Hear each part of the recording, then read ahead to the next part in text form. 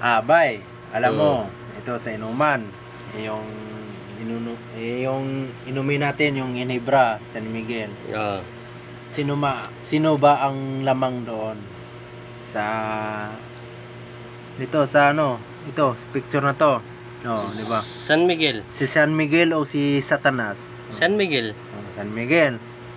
Ngayon, pag maubos mo to, itong buong Ginebra na to. Ngayon, ikaw, ano bang masasabi mo pag maubos mo to? Sino ba ang lamang? Tayong manginginom. Hindi. Kasi ubos na 'yan, 'di ba? Pag ubos niyan, baliktad na 'yan, 'di ba? Sino ang sino na ibabaw o na sa ilalim? Si Satanas o si San Miguel? Si San Miguel. Ha? Si San Miguel. Ang Nasa ilalim.